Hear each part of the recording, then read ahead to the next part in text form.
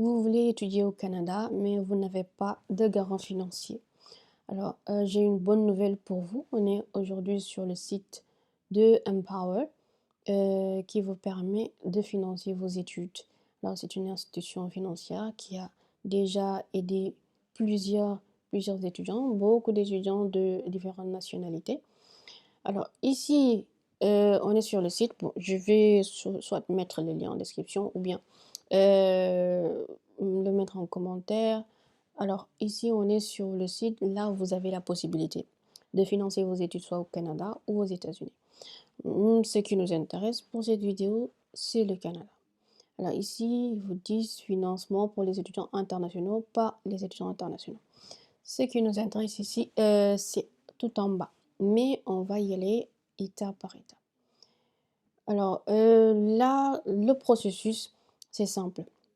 Vous avez la possibilité d'avoir un prêt pour payer vos frais de scolarité et vos frais de subsistance pour la durée de vos études.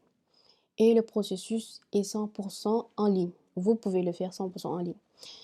Et lorsque vous aurez votre diplôme, vous pouvez même commencer à payer le prêt pendant vos études, c'est-à-dire payer 500 $ ou 600 $ par rapport au montant de votre prêt. Commencez à payer pendant vos études, c'est-à-dire trouver un job étudiant, etc.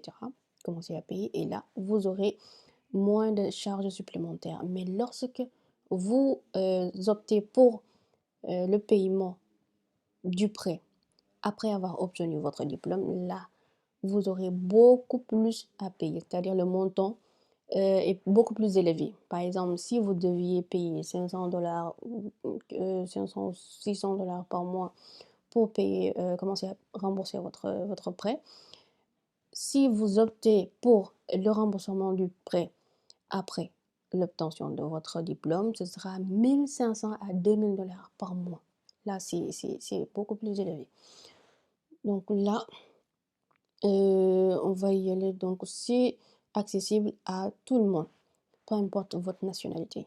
Là, c'est accessible pour plus de 190, 100 plus de 190 pays de citoyenneté admissible. Donc que tu sois sénégalais, congolais, que tu sois marocain, algérien, tunisien, que tu sois tchadien, que tu sois sénégalais, nigérian, sud-africain, du Nigeria, du Ghana, etc. Tout le monde est accessible, même les personnes venant de l'Inde. Alors ici, vous pouvez voir, pour la calculatrice, c'est très important de voir le taux d'intérêt. C'est entre 9 et 10%. Le taux d'intérêt, c'est entre 9 et 10%. Donc ce qu'on va faire, c'est qu'on va cliquer ici, le calculateur de prêt étudiant.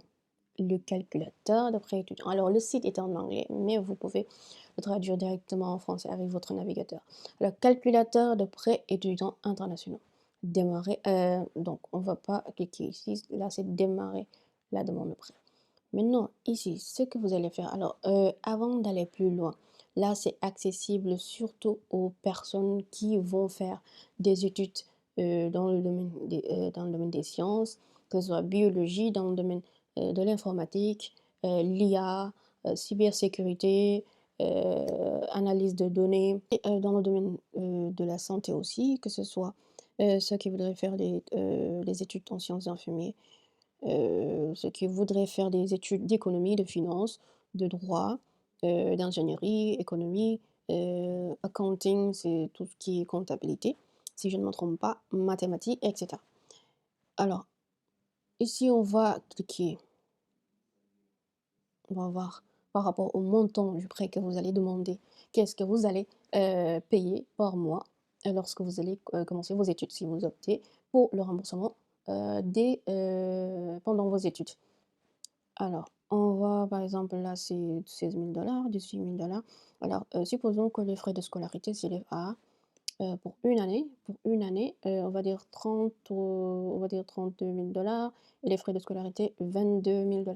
Normalement, en ce moment, les frais de subsistance ont augmenté, surtout dans les zones métropolitaines, dans les zones les plus peuplées. Alors, on va dire, donc on va augmenter 22 000 $. ce qui fait à peu près, bon, on va dire 60 000 ou 56 000 on va dire. Et le remboursement, là, je suggère de ne pas prendre sur 10 ans parce que plus vous prenez une longue période, plus vous allez payer ici. Là, total des paiements. Là, vous allez moins payer mensuellement, c'est 400, à peu près 500 mensuellement, mais vous allez payer total des paiements, capital plus intérêt. Capital plus intérêt. Là, c'est pendant les études. Si vous optez pour le paiement pendant les études, vous n'allez payer que les intérêts seulement. Mais si vous optez pour le paiement après la fin de vos études, vous allez payer non seulement les intérêts plus capital, ce qui fait à peu près 700 et quelques, plus de 780 par mois. Et là, le total des paiements, ça fait 109 400 que vous allez payer sur 10 ans. Maintenant, là, c'est le montant du prêt. Alors là, c'est le taux d'intérêt, réduction pour paiement automatique. Alors ici, on va le faire pour 5 ans. Parce que ici, comme ils le disent clairement, la plupart des emprunteurs remboursent leur prêt en 5 ans.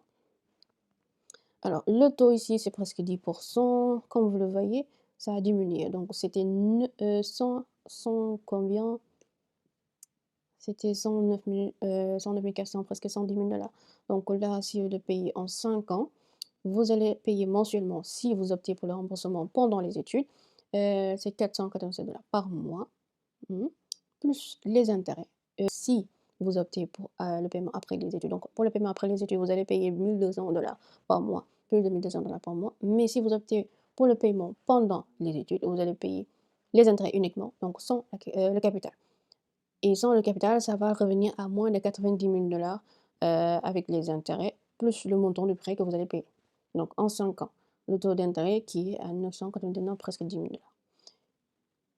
Donc là, vous avez aussi la possibilité d'obtenir aussi des bourses en plus de votre prêt. Vous avez la possibilité d'obtenir des bourses à l'université où vous allez étudier. Vous avez la possibilité aussi d'obtenir une bourse avec Empower. Alors ici, on va voir par exemple la liste des bourses.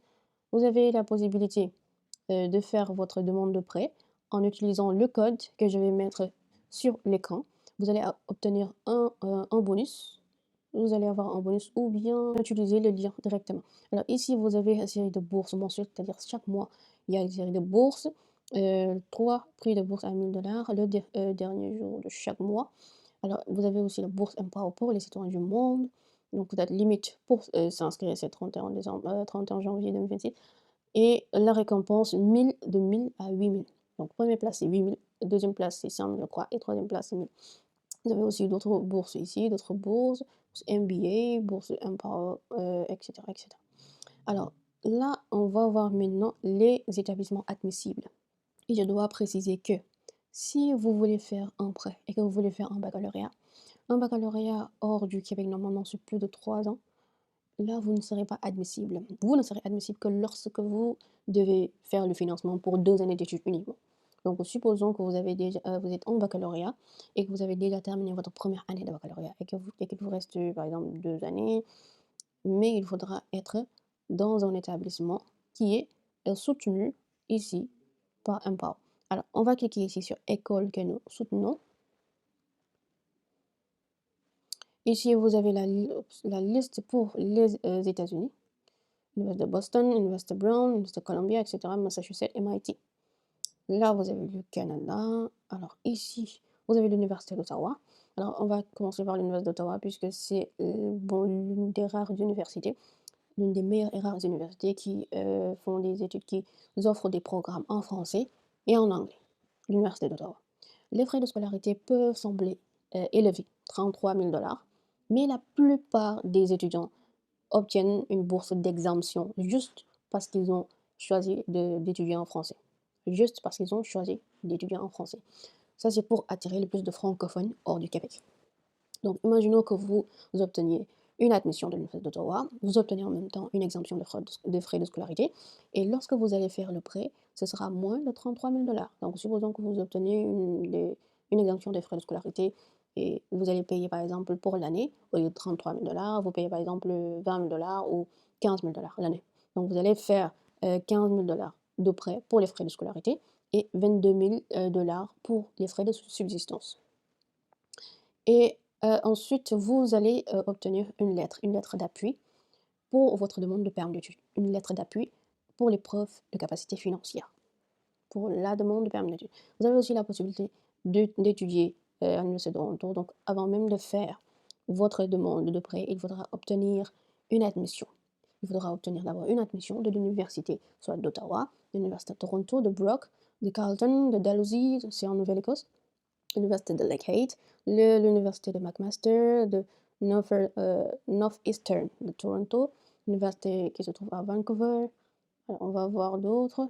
L'Université Simon Fraser, se trouve en Colombie-Britannique, l'Université de Trent, l'Université de Queen's, toujours en Ontario. Bon, il y a plus d'universités qui se trouvent en Ontario. Vous avez l'Université de la Colombie-Britannique, l'Université de Guelph, l'Université de Calgary, Lethbridge du Manitoba. Alors ici, l'Université du Manitoba est différente de l'autre université qui se trouve toujours au Manitoba mais qui est 100% francophone. C'est l'Université Saint-Boniface, 100% francophone qui se trouve au Manitoba. Ici, c'est une université anglophone, l'Université du Manitoba. Il y a une université qui est similaire, qui se trouve au Nouveau-Brunswick. Vous avez l'Université de Moncton qui est 100% francophone, l'Université du Nouveau-Brunswick qui est 100% anglophone. Alors ici, supposons que vous faites une demande d'admission à l'Université d'Ottawa. Vous obtenez par exemple une bourse d'exemption en maîtrise par exemple, parce qu'il y a différents types de maîtrise à l'Université d'Ottawa. C'est ça que j'aime bien avec cette université. Vous avez la possibilité de faire une maîtrise avec recherche ou sans recherche, une maîtrise avec le régime de COP, c'est-à-dire le régime coopératif, c'est-à-dire alternance études-travail. Vous avez aussi la possibilité de faire une maîtrise courte durée, 12 mois à 20 mois. Alors, bon, on va dire de 8 à 20 mois.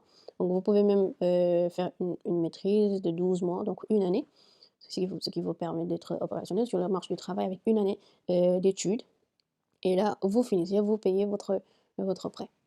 Alors, dans les prochaines vidéos, je vais vous montrer d'autres sites de prêts. Cette fois-ci, ce sera différent avec d'autres universités qui sont soutenues par l'institut financier qui vous octroie des prêts.